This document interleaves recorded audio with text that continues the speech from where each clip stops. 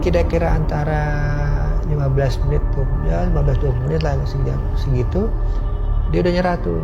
Di situ dia ngelihat ada kayak suara dulu, gitu. Nah kedua baru ngeliat ada kayak sosok kayak kuntilanak, dia bilang gitu, kayak ada perempuan gitu pakai baju putih di situ, kan kayak ada pintu gitu, di sana tuh ada kayak ini, saya lihat mas, saya lihat kayak apa, kayak kuntilanak gitu. Makanya saya nyerah gitu, tapi di monitor juga kelihatan sih gitu. Jadi anak itu masih kecil, perempuan, dan itu dia yang kita bingung, dia bukan orang Jawa, dia kalau nggak salah orang Manado, dan dia non Muslim. Tapi pada waktu kesurupan itu dia itu ngomong Jawanya halus. Kedua, dia bisa ngaji. Bagus ngajinya. Saya juga kaget kan, itu tuh kayak nggak, saya lihat loh ternyata ada gitu, dapat nih gitu. Kenapa saya kan nanya kenapa kalian lihat hitam putih, dibilang gitu. Dari sinyalnya juga itu kan katanya si pesertanya meninggal tuh katanya.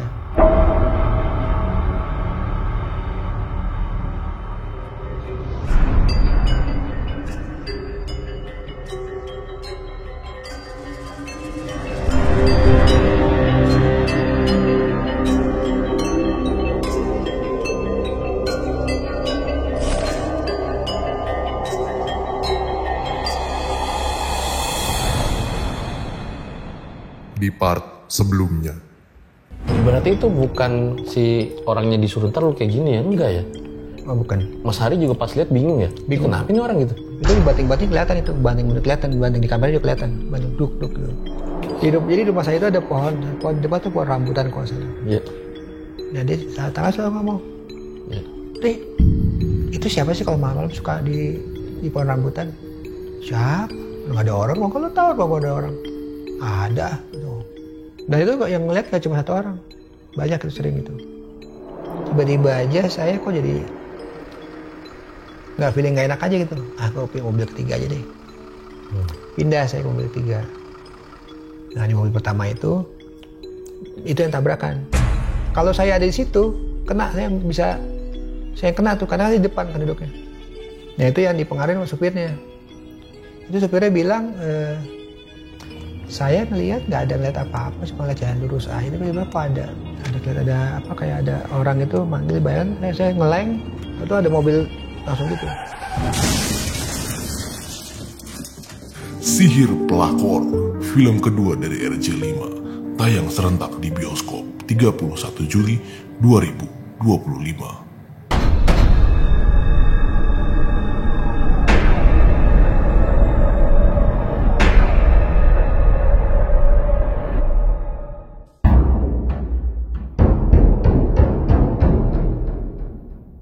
Ini mungkin satu kisah yang netizen ini juga tunggu-tunggu begitu, secara detail, bahwa katanya jadi pas lagi syuting itu ada penonton yang kesurupan, kisah yang sama kayak yang lagi disyutingin gitu, yang barawa-barawa itu ya Pak? Oh itu di episode yang Jogja di Rumah Kantil.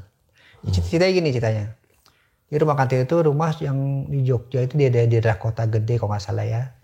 Di daerah Kota Gede itu dia di tengahnya ada pohon kantil tumbuh tuh. Dan rumah itu sudah puluhan tahun nggak pernah dibuka. Pertama kali dibuka pada waktu syuting ini. Kita syuting, nah kalau nggak salah ceritanya itu kita kan kru pertama kali masuk ya. Kalau nggak salah yang masuk pertama kali yang orang lighting nih, kita lighting masih rental dulu kan, dari luar kan. Kalau kamera kita semua sendiri, nah lighting dari luar. Nah jadi pada waktu dia datang, mungkin dia tidak pakai permisi atau apa, atau memindahkan apa atau apa, yang tanpa ini mengganggu yang udah lama di situ. Nah karena kejadiannya itu pada waktu kita reka adegan tuh, kita bikin reka adegan itu kita pakai talent kan. Talent itu kemasukan tuh si Barwo itu. Awalnya sih nggak tahu itu siapa kan. Nah itu ditanyakan. Pas ditanya dia bilang, kita kan ada juru kuncinya kan. Ditanya sama dia, kowe sopo gitu kan, bahasa Jawa kan. Aku dia bilang, Kalau panggil aku, saya panggil saya Barowo 3 kali gitu, Barowo. Nah, udah record tuh kita. Udah bilang gitu? Dia bilang. Akhirnya udah. Kita mikir kan masih biasa aja kan. Ngomongnya bahasa Jawa, bahasa Indonesia? Bahasa Indonesia, bahasa Jawa sih, tapi bahasa Indonesia. Oh. Kan tanya kan, kue sopo kan jawab bahasa Jawa lagi gitu kan.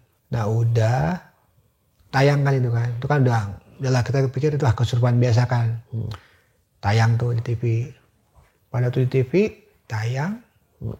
Kita tuh saya nggak nonton, cuman kita semua lagi di Trans TV itu. Ini live nih? Enggak, ini nggak live, ini taping. Cuman pas waktu udah mulai selesai, udah tayang di TV itu, pas lagi tayang, saya kan nggak lihat gitu kan. Tapi saya sama anak-anak tuh di depan nongkrong tuh di lobi Trans TV. Nah, kita duduk lobi di depan itu, ada telepon. Cong, ada telepon, katanya orang bisa nonton di lantai kesurupan. Ah, masa sih? Iya, nih. Ya udah ya. Kan sempat lama kita respon karena saya pikir nggak mungkin kan. Ah, udahlah gitu. Udahlah, ini aja. Yuk kita datengin, bawa kamera. Datengin ke sana, bawa kamera. Yang masuk anak kecil. Setelah ditanya-tanya, ya kan sebelumnya kan kita ada orang, dia itu bawa ada orang Peter juga kan di sana kan, paranormal lah gitu. Tanya sama paranormal sana, ini ternyata ini bawa dari Jogja. Ya kita kaget kan, bingung kan, kok bisa gitu kan. Akhirnya ternyata begini Mas, ternyata yang pertama kali masuk kan di rumah itu kan orang lighting nih, iya. Kru bagian lighting kan. Nah dia itu, ada kita rental kan, rentalnya di daerah Serpong lah gitu. Nah itu daerah Serpong. Nah anak kecil itu juga tinggal di daerah sana, daerah Serpong. Nah mungkin pada waktu dia nonton TV itu masuk, karena dia tinggal di daerah yang sama dengan, nggak dekat banget, cuma satu daerah gitu. Mungkin ke situ kenanya. Nah cuman saya agak heran. Tapi semua ada recordnya, ada dokumentasinya. Karena waktu itu kita udah, coba masa sih kita nggak percaya, kita coba bawa kamera. Bohong kali gitu. Iya, bawa kamera gitu. Jadi anak itu masih kecil, perempuan, dan itu dia yang kita bingung, dia bukan orang Jawa, dia kalau nggak salah orang Manado, dan dia non Muslim. Tuh. Tapi pada waktu kesurupan itu, dia itu ngomong Jawanya halus.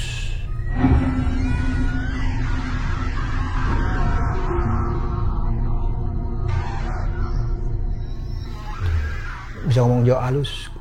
Ibunya juga kaget, ibunya. Kedua, dia bisa ngaji. Oh? Bagus ngajinya. Non Muslim tadi bilang. Iya, ibunya kaget, ibunya. Kok anak saya begini ya gitu. Kaget ibunya. Ya masuk, baru tuh ditanya, baru itu. Makanya pada waktu untuk ngeluarinnya, kita panggil tuh duduk kunci di sana. Di Jogja kita terbangin pakai pesawat ke sini, Jakarta. Tapi ngomong baro-baro juga nggak pas kesurupan si anak itu? Oh enggak, dia kan manggilnya aja. Jadi yang masuk kayaknya Barowo tuh.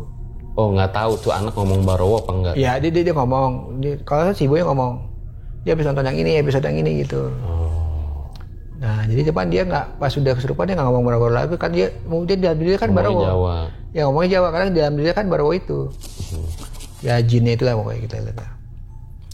Nah, di situ kita sambung-sambungin tuh. Karena pada waktu kita selesai pulang ke Jakarta, mau ke Jakarta, kan saya balik ke hotel. Itu kan rental pulang kan, Jakarta.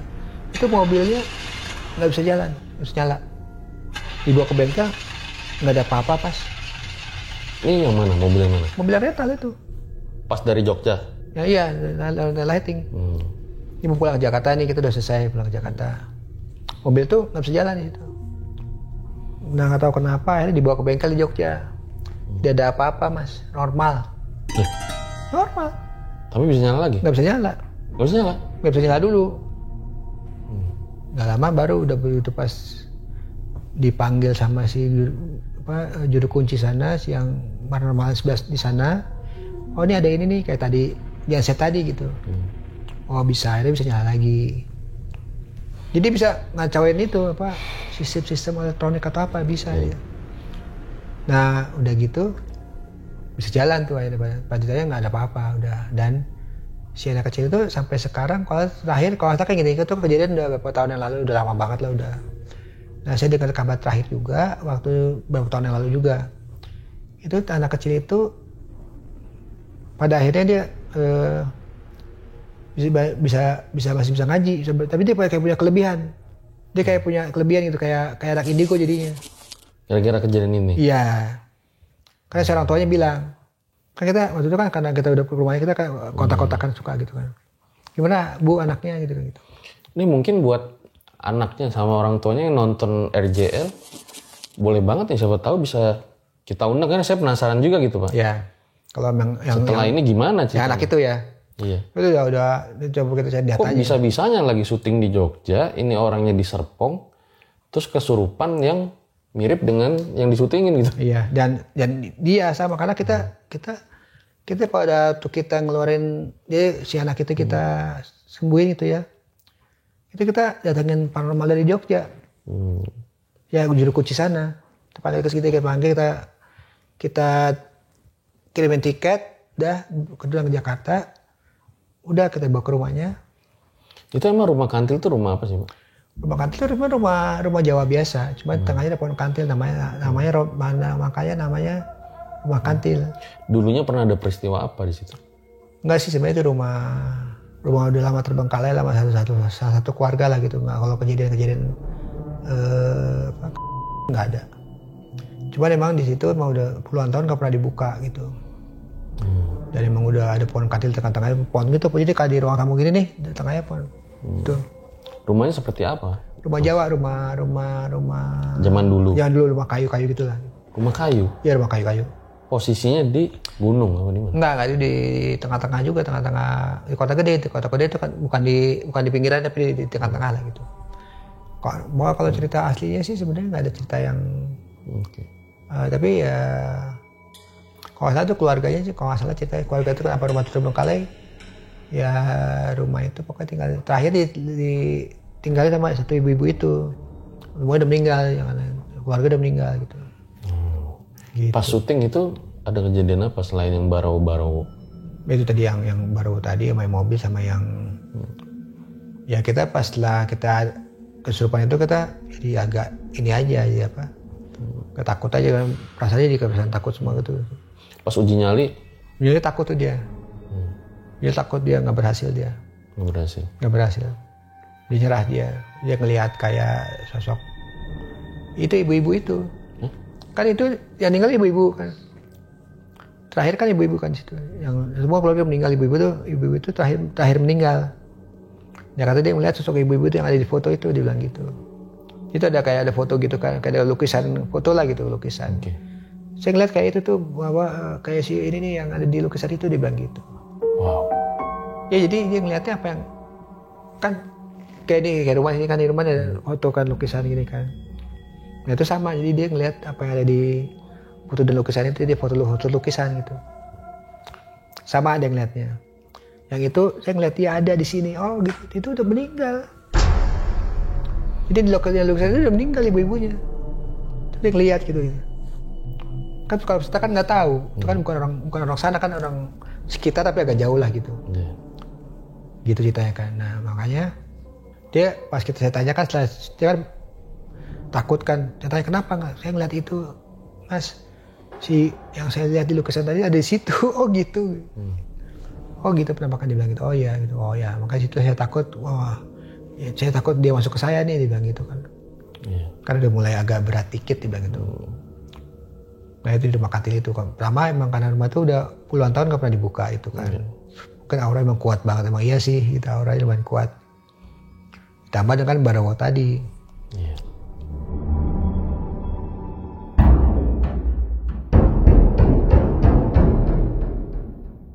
Ada lagi mungkin Mas, terakhir cerita yang ingin dibagikan ke para elang dan RJL Satset? Mungkin saya akan bercerita tentang yang orang udah banyak tahu juga ya, tentang Lawang Sewu kali ya. Di Lawang Sewu itu dulu pertama kali kita itu pertama dan terakhir sebenarnya. Kenapa saya bilang terakhir? Karena itu kita waktu masuk di Lawang Sewu itu, Lawang Sewu masih dalam kondisi yang memang agak terbengkalai ya. Itu kan bangunan itu bangunan zaman Belanda yang itu dimiliki oleh PT KAI kan, PJKA dulu lah gitu. Nah di tahun itu ya? Tahun itu sampai sekarang masih kalau nggak salah. Oh iya. Sampai sekarang masih. Nah itu masih memang terbengkalai, masih pagar masih seng, belum kayak sekarang. Seng gitu, alang-alang tinggi. Nah kita pertama kali masuk situ, kita izin semua beres semua. Dan kita uji nyali situ. Sebelum uji nyali juga kita sempat ada penelusuran kan kita. Nah itu banyak tuh kejadian-kejadian aneh yang banyak kali kita yang lihat semua kru-kru semua gitu. Karena salah satu kru kreatif waktu itu kalau nggak salah. Dia perempuan, dia mau ke kamar mandi waktu itu. Ini malam posisi? Posisi malam. Tapi malamnya belum malam jam 12 masih, malam jam 9 gitu lah. Jam 9-10 lah gitu. Nah itu dia mau kamar mandi, dia minta temenin oleh satu orang kru juga, laki-laki. Nah di situ yang ngeliat malah si laki-laki itu. Ngeliat seperti sosok bayangan hitam di atas gitu, di langit-langitnya gitu dia. Gitu. Nah dia malah kabur. dia nggak ngomong apa-apa, dia bener kabur aja gitu. Nah si perempuan itu kan jadi ketakutan kan, dia nggak tahu juga kenapa dia tiba-tiba kabur gitu kan. Nah akhirnya dia bilang tuh, gua tuh waktu lo pas mau lo kamar mandi, gua tuh lihat di atas tuh ada kayak orang nempel di atas gitu, hitam gitu, nempel di atas di pojokan. Lah lu apa tiba-tiba kabur? Ya gue takut aja bilang gitu, emang gue jadi banget dia bilang. Padahal gue juga takut juga, tapi ya lu kurang ajar dia bilang gitu. Kenapa gue tinggalin gitu? Gue udah takut tinggalin gitu. Itu kan berarti kamar mandi di lorong gitu ya Pak? Ya kamar mandi udah nggak, kamar mandi ya ini sih sebenarnya kamar mandi yang udah terbengkalai lah gitu, bukan terbengkalai, udah nggak diurus lah gitu. Bukan pada saat itu ya? Pada saat itu. Kalau sekarang kan bagus kan. Nah itu kreatif yang lihat. Nah ada lagi ini kameramen waktu masang di atas tuh, masang kamera gitu di atas, dia mau ambil stock shot gambar apa segala itu ngeliat kayak tentara gitu berbaris gitu kan, tuh kan maksudnya kan ada berapa tingkat kan, 3 tingkat kalau salah, 2-3. Nah, itu ada tentara Jepang tuh dia berbaris itu kan itu kan ceritanya kalau nggak salah sejarahnya setelah Belanda terus Jepang kan dan dudukin situ kan. Setelah itu kan orang Indonesia kan dipakai untuk kantor kantor salah satu partai lah. Jadi itu pernah berkantor di situ. Kedua baru angkatan darat atau angkatan udara atau apa saya nggak tahu. Angkatan lah gitu. Dulu kan. Itu dipakai Belanda sama Jepang untuk apa? Itu dipakai buat kantornya dia, untuk kantor pemerintahan juga itu kan di tiap kota kan dia. Nah itu kan. Okay. Nah dipakai untuk Jepang itu kalau salah pada waktu yang paling ceritanya kencang sih pada waktu Jepang, karena waktu Jepang itu jadi di bawah tuh kan ada orang bilang namanya penjara, bukan penjara sebenarnya gitu kan. Karena kalau di zaman dulu kan bangunan itu kan ada saluran udara yang itu kan. Nah itu kan belum ada AC, kalau kita sekarang ada AC. Di sebelahnya langsung itu kan ada kali kan itu. Nah air kali itu ngalir kan ke situ. Nah itu udara yang mengenai air itu dia akan membawa ke atas, jadi dingin airnya anginnya. Tapi di bawah itu ada juga kayak kita bilang kayak mirip kayak penjara, tapi bukan penjara sih. Itu kayak gedung gitu untuk orang berdiri. Nah dulu ceritanya orang-orang itu bilang kalau misalnya dulu tuh di zaman Jepang itu kalau dia menghukum orang Indonesia gitu, orang pribumi itu di bawah situ, jadi dia berdiri aja gitu, sementara dia kayak segini itu air gitu. Dalam air kan, itu kan asal air kan, mereka penjara segini gitu, penjara berdiri aja gitu mereka, dihukumnya berdiri gitu. Nah itu, pada waktu kita di sana uji nyali di tempat itu, kalau yang kru kan penampakan ada tuh di atas, tadi yang lihat tentara Jepang di atas itu kameramen, dia lagi nge-setting, lagi ngambil gambar. Dia kalau tentara Jepang gitu berbaris gitu dari agak jauhan kan dia banyak kan dia kan dia 3 lantai tapi kan agak jauh ke sana tuh, biasa tadi lihat ada tentara.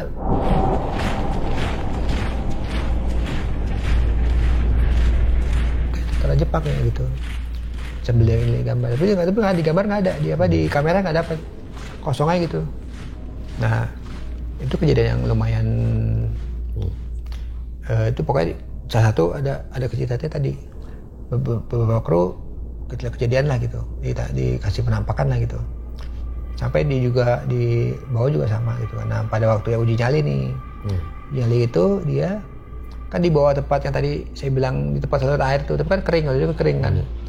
Karena itu airnya kan nggak ngalir, itu kan kering.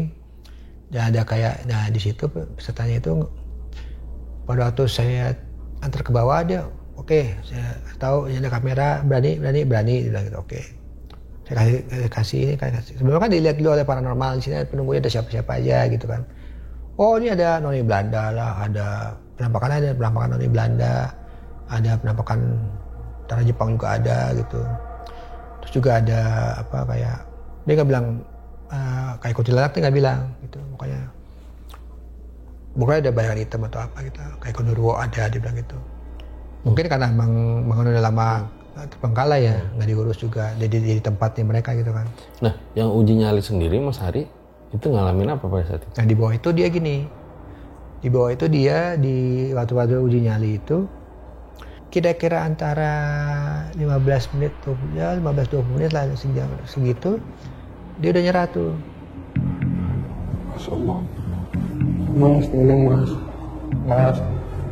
Allah. Di situ dia ngelihat ada kayak suara dulu, gitu suara, gitu. Nah kedua baru ngeliat ada kayak sosok kayak kuntilanak, dia bilang gitu, kayak ada perempuan gitu pakai baju putih di situ, kan kayak ada pintu gitu. Yeah. Di bawah di tempat saluran air itu kan lorong-lorong gitu. Nah di sebelah sana tuh dia bilang, di sebelah sana tuh ada kayak ini, saya lihat mas, saya lihat kayak kuntilanak gitu loh. Makanya saya nyerah gitu, tapi di monitor juga kelihatan sih gitu. Nah pada dilihatnya pas kita putar ulang, ternyata ada gitu. Nah itu dia nyerah gitu, Ya itu kan kalau nggak salah di salah satu yang saya tonton gitu. Oh itu ternyata di Lawang Sewu ya? Lawang Sewu. Yang ada putih-putih itu. Iya itu Lawang Sewu. Itu bukan tim? Bukan, itu Lawang Sewu, itu. Yang bukan dia tim putih-putih pakai baju putih, bukan? Enggak, itu kan kita di atas semua. Oh. Dan kalau masuk cuma lewat pintu itu, lewat tempat, kalau kita masuk lewatin itu. Gitu. Nah makanya saya juga kaget kan gitu kok, kayak nggak, saya lihat loh ternyata ada gitu, dapat nih gitu. Kenapa saya kan nanya kenapa kalian lihat hitam putih, dibilang gitu. Dari sinyalnya juga itu kan katanya si pesertanya meninggal tuh katanya. Tapi ternyata kan enggak, karena itu kan. Ya itu berarti hoax itu ya? Ya jadi kayak gini, ceritanya itu kan di Semarang itu ada salah satu tabloid baru. Dia mau inilah promosi lah, dia bikinlah gosip itu. Oh kalau dulu kan lu lagi naik kan, dan begitu dia bilang ini peserta meninggal, padahal peserta nggak meninggal. Karena kita kan ada kontaknya, kita kontak masih ada gitu. Tapi memang pesertanya menyerah, iya. Meninggal enggak. Itu enggak itu. Ini jadi luar biasa sih Mas ya, telah berbagi pengalaman yang tadi tuh bukan kita nyuruh Mas Hari ngarang-ngarang ceritanya semua, enggak gitu. Emang itu ya fenomena yang Mas Hari alami gitu ya. Kadang-kadang memang kan kita suka ada cerita-cerita di balik layar kan semuanya. Jadi ada yang tidak ada di layar, jadi kita kayak tadi kejadian-kejadian kru gitu kan, segala semua. Terus saya sendiri gitu kan. Yang di-keep lah. Yang di-keep, atau misalnya pada waktu kita survei atau apa. Itu ada banyak kejadian itu ada juga. Karena kan kalau survei kan kita cuma ada segelintir orang kan. Paling cuma ada ya 3-4 orang lah yang berangkat survei, kita produser atau sama siapa, sama Yudi atau apa. Nah kadang juga saya coba diajak juga kan nih, nanti di sini ini lokasinya, uji nyali di sini nih gitu. Di mana? Oh saya sini. Nah itu kan kadang suka ada juga yang kadang kita juga nemuin hal aneh, ada juga kan gitu. Tapi Mas Hari, kalau menurut Mas Hari sendiri gitu ya, menjadi host acara horor gitu ya, yang berhasil itu sulit. Maksudnya lolos dari uji nyali? Bukan, menjadi host untuk acara horor itu sulit atau mudah gitu? Sulit sih sebenarnya. Tapi apa ya saya bilang, saya sih sebenarnya baik lagi kalau menurut saya tuh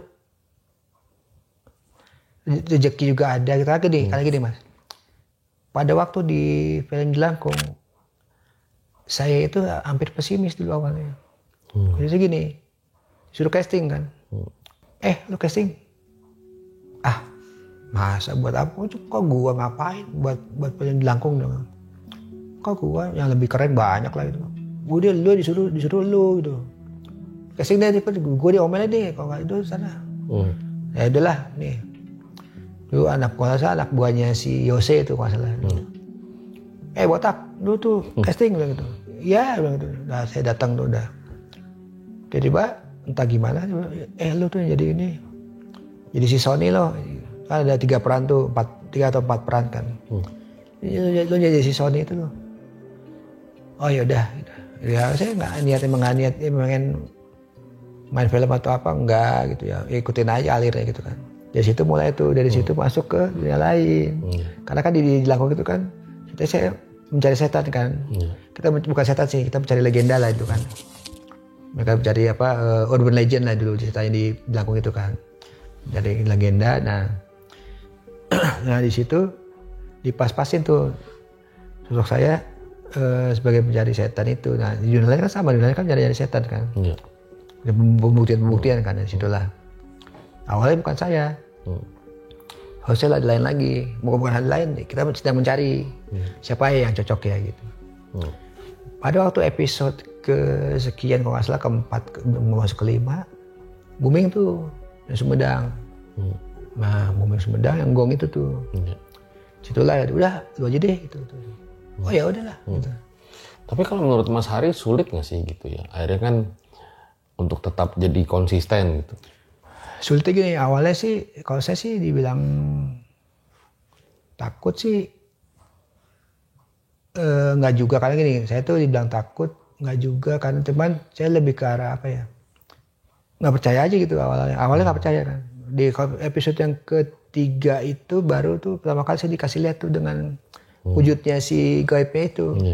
Kalau nggak salah itu tuh di daerah Ciputat ada rumah tadi tuh. Ya rumah Jawa gitu yang lagi. Yang saya melakukan opening dan closing. Pas opening saya masuk ke dalam, buka pintu, tutup pintu, udah. Kamera kan di sana di luar kan. Ya, kamera di luar. Kru semua di luar kan. Udah. Nah di dalam rumah itu saya lihat tuh kayak ada yang jongkok, duduk kayak jongkok senderan gitu kan. Ngapain? Saya ngobrol, saya nanya, lu ngapain sih tuh? Jongkok itu di depannya itu anak-anak di depan gitu. Diam aja diam. Udah, saya pikir kru atau siapa anak-anak itu kan. Udah. Baru 2 kali saya lihat di situ. Pas saya udah selesai, yuk kita closing gitu. Closing kayak kita ambil opening closing kan sekalian. Udah closing keluar kan. Tadi siapa? Siapa kita semua di sini? Lu ngomong sama siapa dong? Itulah pertama kali pengalaman pertama kali saya ngeliat. Bentuknya tuh ya gitu, ya kayak kru tapi ya kayak agak pucat dikit pokoknya karena capek kali atau apa. Saya masih positif thinking tuh. Mungkin karena capek nih gitu. Nah, udah lanjutnya baru berikutnya saya jadi pengen tahu tuh, penasaran. Jadi akhirnya jadi bukan suka ya, jadi lebih ke arah pengen tahu aja. Untuk lokasi berikutnya apa sih legendanya, apa sih gaibnya gitu. Iya. Jadi menyelami aja. Yang tadinya biasa aja gitu. Mungkin yang lain juga pengen tahu Mas Hari ya. Kita sering mendengar gitu bahwa kalau misalnya karir gitu sebagai host di acara horor gitu, apakah menjanjikan gitu? Dulu mungkin karena zaman saya dulu mungkin masih nomor 1 dulu ya mungkin ya. Kalau sekarang mungkin ya bisa jadi karena mungkin orang ada kangennya mungkin dengan acara serupa ya. Mungkin ada kangennya ada gitu mungkin karena gini loh, di dalam tayangan kita lihat televisi lah sekarang kan. Televisi kan banyak platformnya. Ada TV, ada bioskop, ada apa, itu kan bergulir tuh antara komedi, antara horor, kita bilang bukan horor lah ya, kita bilang mistis lah gitu. Bisa macam-macam kan, bisa legenda, mistis, bisa macam-macam. Itu kan dia akan bergulir terus. Nanti satu saat mereka akan bosan dengan horor, akan komedi gitu. Nanti ke drama gitu. Kan dia akan terus bergulir gitu. Jadi kalau dibilang nanti menjanjikan, bisa. Karena sekarang kayak contoh nih, acara mistis di TV udah nggak ada. Di TV ya, bukan di kalau di YouTube ada, mungkin ada. Tapi kalau sekarang kan platformnya kan yang orang semua orang punya dan gampang diakses kan TV. itu kalau saya bilang hampir nggak ada. Itu kan masalahnya kalau nggak salah, kalau sekarang saya lihat seperti ada kebijakan televisi mungkin ya. Ada beberapa stasiun TV yang memang dia tidak mau menayangkan mistis, ada aturannya ada gitu. Tapi sih saya bilang sih menyajikan bisa gitu. Tergantung situasi dan kondisi. Iya betul, saya merasa bergulir lah. Oke. Kayak komedi juga sama, pasti akan ada masa surutnya. Ntar tiba-tiba orang kangen lagi dengan kayak sekarang musik. TV udah nggak ada, udah lagi TV ramai lagi. Gitu aja. Apalagi malah mistis sampai kapanpun nggak ada habisnya, karena di Indonesia itu banyak banget mas. Saya dunia lain tuh dari mulai Sumatera tuh Medan, Sumatera Barat udah pernah, Padang dan lain-lain, sampai ke bawah tuh terus sampai ke Palembang segala, sampai ke Jawa Barat, dari mulai Banten dulu sampai Jawa Barat, terus Jawa Tengah, Jawa Timur, Bali, Lombok, itu sudah semua. Dan itu mungkin ada kelewat, mungkin ada yang kelewat kali ya. Mungkin karena satu dan lain, mungkin karena izin atau apa, atau mungkin emang jadi diperbolehkan juga ada. Itu pun legendanya macam-macam. Dan itu pun juga saya lihat dari cita-cita yang ada itu penampakannya lain-lain. Penampakannya ya. Oh di situ saya lihat bentuknya ini, di situ saya lihat bentuknya ini, saya gitu. Macam-macam itu. Jadi memang saya bilang masih kaya lah, Indonesia masih kaya lah. Mengangkat tema-tema horor juga kan terkait dengan kepercayaan lokal gitu Mas Hari. Yes, betul. Nah kalau Mas Hari melihat ada acara horor yang rekayasa tuh, menurut Mas Hari gimana? Kalau saya lihat rekayasa itu kan sebenarnya tergantung dia gunanya untuk apa. Kalau untuk pendidikan ya masih, tapi kita bilang itu bahwa itu rekayasa iyalah gitu. Makanya kalau waktu zaman saya dulu kan kita bilang itu, makanya kita bilang ada live-nya juga kan, juga kita bilang memang kita tinggal kan itu kan.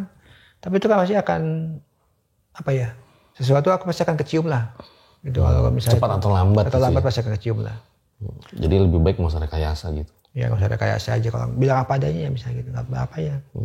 Kadang kalau kayak di yang saya dulu tuh dunia lain juga kan banyak kan gosip-gosip yang itu. Saya sih bilang aja emang yang rekayasa ada juga gitu. Tapi itu saya bilang rekayasa bukan karena kita, karena itu contoh nih, kita ketemu dengan beberapa paranormal. Pak, ini bisa, oh bisa, saya bisa mengadakan penampakan gini-gini, oke lah. Ternyata dia yang rekayasa. Iya. Bikin apa, bikin satu, itu pernah ketangkap waktu itu. Pernah tangkap waktu itu. Wah, yaudahlah gitu. Tapi kita halusin kayak gitu, kita bikin.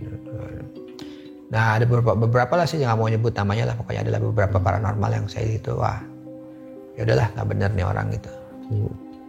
Ya gitu, ada juga, tapi akhirnya kita bilang halus sih gini aja, kita tetap kita, kalau dulu tayangan dunia lain dulu ya, itu kita ada ulamanya juga. Kita bilang, bahwa ada dari segi pendidikannya ada, bahwasannya adalah kita walaupun itu kerasa, goib atau kita ambil hikmahnya aja.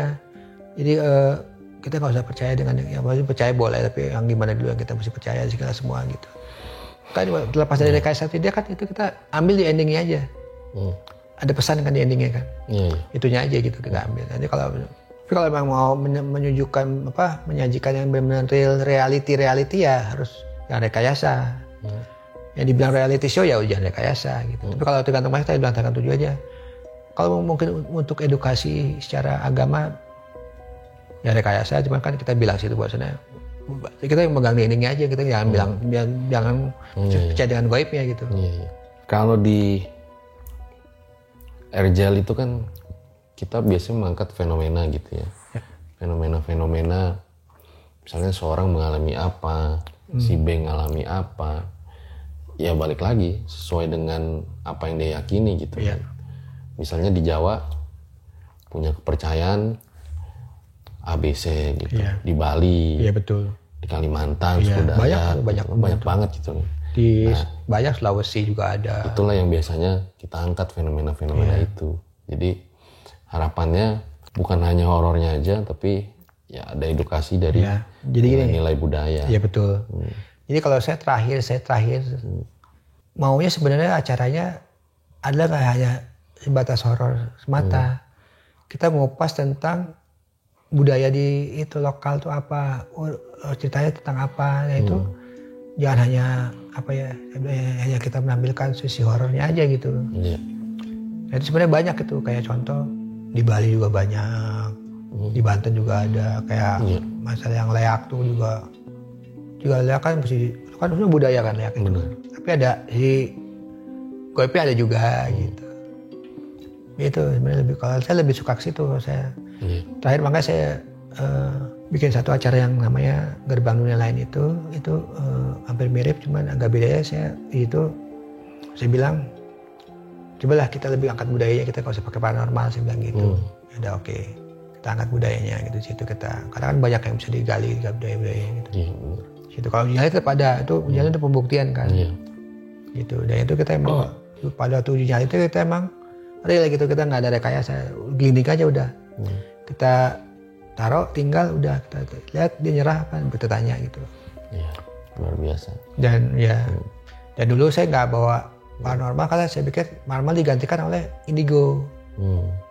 Indigo kan juga dia kan orang yang emang ada punya kelebihan, kan ada banyak, kalau ini kan bilang ada jinnya juga kan, dia komunikasi dan bisa ngelihat. Jadi saya bawa dia waktu itu pernah, saya bawa untuk melihat di sini ada apa, di ruang ini di bawahnya ada apa, gitu. Mas Hari sekarang sedang berjuang gitu ya untuk sembuh gitu ya. Iya. Siapa tahu nanti ketika udah sembuh kita bisa penelusuran bareng ya Mas Hari ya. Bisa. Mudah-mudahan ya. Ya bisa. Yang penting sebut dulu lah. Gitu. Ya kita doain juga guys, semoga ya, Mas Hari bisa lekas sembuh gitu ya. Tapi mungkin kalau boleh tahu Mas gitu, awal mula serangan kena penyakit tuh seperti apa gitu Mas? Jadi kalau secara medis memang itu karena darah tinggi, karena emang tensi itu ya karena mungkin karena kurang istirahat, karena emang saya juga ada turunan hipertensi juga gitu kan. Juga memang pada itu saya kena yang ini kan ada ketiga nih. Satu kedua alhamdulillah saya sehat lagi. Ketiga nih kita kena di sebelah kiri nih, ada yang pecah di pembuluh radio otak pecah. Nah tapi ini nggak cuma satu orang yang bilang itu, lebih dari 3 orang. Cak, lu tuh kok gue lihat ya, lu ada non medisnya Cak. Masa sih gitu? Iya, saya sih ya walau alam lah gitu kan, baik lagi kan. Ya udah, oh iya aja saya bilang gitu. Ya saya udah coba dua-duanya lah gitu. Pertama medis tetap jalan juga medis, karena baik lagi pada waktu saya syuting itu yang program Dunia Lain itu ada salah satu kru sutradara itu sakit tapi non medis. Jadi pada waktu dia itu di rumah sakit, nyerah rumah sakitnya. Mas, saya nyerah Mas, bukan karena apa, karena ini secara medis kita nggak tahu apa-apa, semuanya sehat. Terus saya nggak tahu kenapa, pada itu akhirnya dia cerita ke saya, Cak, gue tuh lu kenapa kemarin masuk rumah sakit? Gue tuh berobat sini, alhamdulillah sembuh. Lu coba deh, bilang gitu. Kayaknya lu sama kayak gue deh, bilang gitu. Dia bilang gitu. Ya, cuma ya nyoba why not juga gitu ya. Tapi kan juga. Baik lagi saya tetap lillahi ta'ala lah. Biar percaya sama Allah ya. Biar dia gitu semua. Nah, tanpa kita juga harus menyampaikan yang medis gitu ya. Bahwa ini kan juga betul. Medisnya ada. Hal yang penting gitu. Tapi Mas Hari pernah diruqyah juga? Pernah. Oke. Pernah ruqyah pernah. Memang nggak ada apa-apa, nggak ada pengaruh apa. Oh nggak ada reaksi pasti. Nggak ada reaksi, gitu.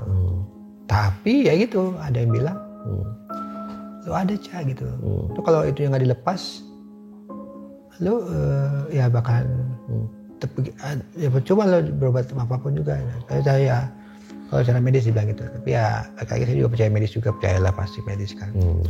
Terus kedua juga emang saya ada juga, saya cuma coba juga sih, karena kan gini Mas, jin itu dia kan ngumpetnya di ini kan, di pembuluh darah juga kan, sama di sendi kan, dia ngumpet di situ gitu. Nah itu yang bisa bikin kita ngaco, bisa. Makanya ada namanya orang disantet, di apa kan, itu kan ngaconya di situ. Mas bisa ada orang dikirimin apa, di perutnya ada paku apa. Itu kalau dipikir logis gimana coba caranya? Nah, tapi memang ada juga yang memang saya bilang dia komputer, kalau banyak orang bilang komputer banyak tipu udara, bisa jadi pemicunya, bisa jadi ini cara non medis ya. Pemicu untuk saya dia jadi pecah pembuluh darah tinggi, bisa jadi karena dia bisa jadi juga bisa. Secara medis juga bisa juga. Kata dia bilang kurang istirahat atau apa itu secara non medis, secara medis ya. Jadi kayak ya dua-duanya saya. Tapi lebih ke medis lah gitu. Gitu. Karena kan medis juga kan. Kalau kita tahu percaya non medis kan juga nanti jadi juga gini kan. Gak benar juga kan gitu kan. Apa karena syuting malam tuh jadi sering tidur malam gitu Mas? Ya itu bisa jadi juga. Pas muda itu ya? Iya itu bisa jadi juga. Karena kan kita kan efektifnya tidur kan harusnya kan jam 10 tuh udah merem tuh jam 10. Karena di 10 itu kan ada berbagai, ada yang apa, regenerasi sel apa segala. Ya itu kan ada juga situ kan semua. Nah karena itu kumulatif juga bisa juga ya kan. Lama tidur malam apa. Karena gini juga Mas. Ada beberapa orang dan teman-teman juga yang memang dia itu seprofesi lah, tapi kita sama lah polanya, tidurnya itu malam gitu. Kita kalau kerja sampai malam lah gitu. Nah itu makanya saya juga bilang ke teman-teman, hati-hati kok kerja, jangan terlalu ngoyo. Kalau dibilang orang Jawa jangan bilang ngoyo lah, ini aja gitu. Itulah mungkin ya luar biasanya Allah Subhanahu Wa Taala gitu ya, bahwa ya kita dikasih waktu malam mungkin buat tidur. Iya, gitu. mau ditakar. Tapi yang sifat non medis juga mungkin bisa juga. Bisa jadi juga. Tapi kita ya jangan terlalu ini dulu lah, kita percaya yang medis dulu lah gitu. Ya udahlah, apapun itu mungkin kita doakan semoga Mas Hari segera pulih. Amin. Dan nanti mungkin bisa ikut penelusuran bareng Erjel gitu ya. Oh boleh, siap. Makasih Mas Hari. Makasih banyak Mas. Sehat-sehat selalu ya. Alhamdulillah. Itu deh guys, akhir dari episode ini ya. Ternyata banyak banget hal yang belum pernah diceritakan sama sekali oleh Mas Hari Panca. Dan benar-benar di luar dugaan gitu ya. Apa yang hari ini kita dapatkan gitu dari kisah-kisahnya. Dan banyak pelajaran yang bisa diambil dari kisah-kisah Mas Hari Panca gitu ya. Mungkin terakhir Mas, bisa sedikit flashback gitu. Opening ketika acara Dunia Lain. Pemirsa, sekarang di sebelah saya berada seseorang yang bernyali besar yang ingin mengikuti uji nyali kali ini, dan memang inilah peserta kita kali ini. Sekarang kita berada di sebuah rumah yang memang terkenal dengan keangkerannya. Saya Hari Panca, sampai jumpa. Oke, itu dia. Akhirnya gue Fajar Ditya, Erjel yang mau undur diri. Ciao.